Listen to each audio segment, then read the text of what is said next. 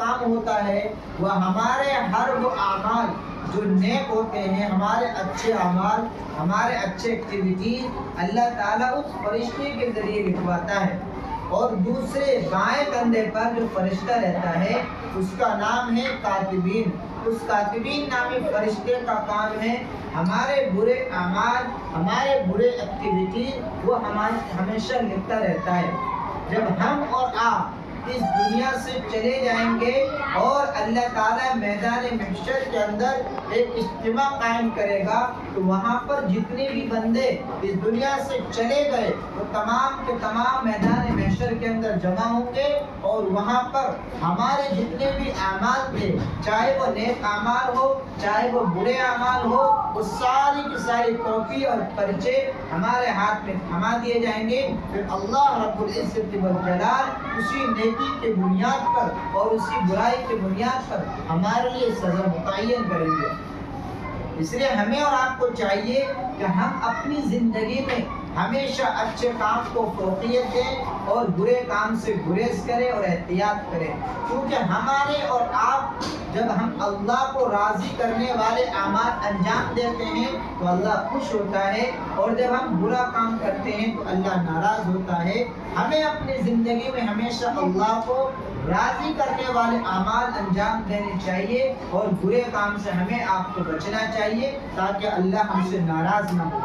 کیونکہ قیامت کے دن جب ہمارے سامنے ہمارے اعمال آئیں گے، ہمارے سامنے ہمارے اچھے اعمال آئیں گے، بد اعمالیاں آئیں گی، اس وقت ہم اپنے اچھے اعمال کو دیکھ کر خوش ہوں گے اور برے اعمال کو دیکھ کر ہم جو ہے غمزدہ ہوں گے، پریشان ہوں گے۔ اور عقل مند بندہ وہ ہے جو موت سے پہلے موت کی تیاری کرے۔ اس لیے ہماری چھوٹی سی عمر سے ہی کوشش ہونی چاہیے ہم نماز کے پابند بنیں اور اچھے اچھے اعمال کرنے کے پابند بنیں، ماں باپ کی خدمت کریں، وقت پر اسکول آئیں، اساتذہ کا رسپیکٹ اور احترام کریں، اور اسی کے ساتھ ساتھ ہم تسبیحات کا بھی پابند کریں، اور ہماری اس پڑھائی کے لائف میں کوشش کریں کہ ہم اور آپ اپنی زندگی کو اتنا بیٹر بنائیں، اپنے اندر اتنا امپرومنٹ لائیں کہ ہمیں اور دوسرا اسکول کا بچہ دیکھ کر خوش ہو اور انہیں لگے کہ جیم پہ اسکول میں پڑھائی اتنی اچھی ہوتی ہے۔ تو آپ کا ادارہ، آپ کا اسکول یہ ایک صرف تعلیم گاہ نہیں بلکہ تربیت گاہ بھی ہے۔ آپ یہاں سے تعلیم کے ساتھ ساتھ تربیت بھی پاتے ہیں، یعنی آپ کو ابھی سے عادت بنائی جاتی ہے کہ آپ کے لباس سنتی ہونے چاہیے۔ آپ کو اس اسکول میں تعلیم کے ساتھ ساتھ اس بات کی تربیت دی جاتی ہے کہ آپ کے بال سنت کے مطابق ہونے چاہیے، اور آپ کو تعلیم کے ساتھ ساتھ اس بات کی تربیت بھی دی جاتی ہے کہ آپ کے ناخن چھوٹے بڑے نہیں ہونے چاہیے، اور آپ کو تعلیم کے ساتھ ساتھ اس بات کی تربیت دی جاتی ہے کہ آپ کی زبان پر اچھے کلمات ہونے چاہیے، آپ کی زبان پر ہمیشہ ماں باپ کے تعلق سے دعائیں ہونی چاہیے۔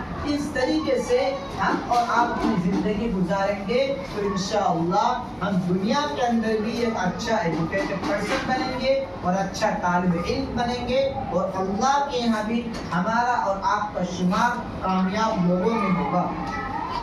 ہم اور آپ چاہتے ہیں نا کامیاب ہونا، چاہتے ہیں نا کامیاب ہونا، تو کامیاب ہونے کے لیے اچھا کام کریں گے۔